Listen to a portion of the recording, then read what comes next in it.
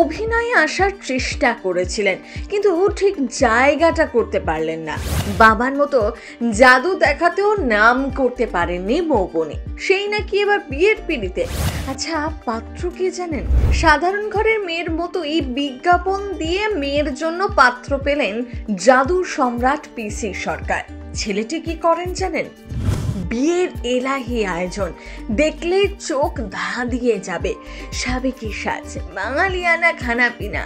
পিসি সরকার junior কন্যা মৌবনির বিয়েতে থাকছে আর কোন কোন চমক জানেন?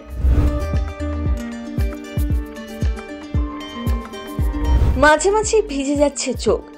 দুই বোন বাবা মাকে ছেড়ে যাওয়ার কথা উঠতেই কি বললেন মৌবনি?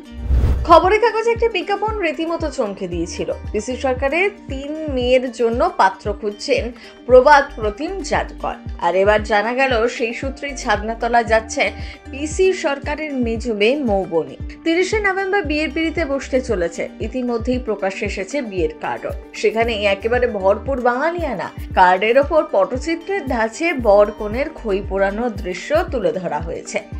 ভিতরে একদম সাদামাটা ভাবে লেখা সকলের নাম। মৌবনির সঙ্গে সৌম্য রায়ের বিয়ে হতে চলেছে। সৌম্য চন্দননগরের বাসিন্দা। তবে জানা যাচ্ছে লাভ নয়, সরকার পরিবারের মেজ কন্যা পরিবারের পছন্দ করা পাত্রের সাথে ঘর বাঁধতে চলেছেন।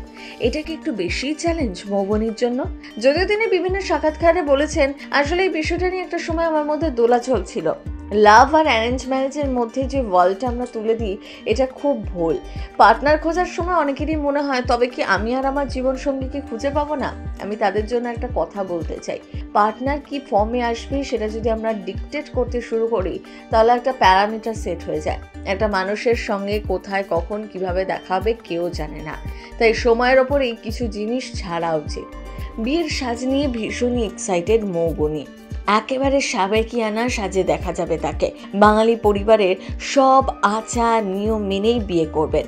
মৌবনির কথায়, বিয়েটা আমার কাছে ভীষণ আন্তরিক, সেন্টিমেন্টাল একটা অধ্যায়। তাই এটাকে আনন্দের সাথেই সেলিব্রেট করতে চাই। তবু অভিমান যাই থাকুক, বাড়িতে এখন উৎসবের আবহ। বেনারসি ঘরজোড়া সাজ, দিদি বোনেদের খুশির চেঁচামেচি, আর কোথাও দূরে দাঁড়িয়ে ভবিষ্যতের ভাবনায় একটু থেমে যাওয়া কোণে। ম্যাজিশিয়ানের বাড়িতে বিয়ের আসর, তাও আবার শুরু বিজ্ঞাপনের সূত্রে দেওয়া পাত্র দিয়ে।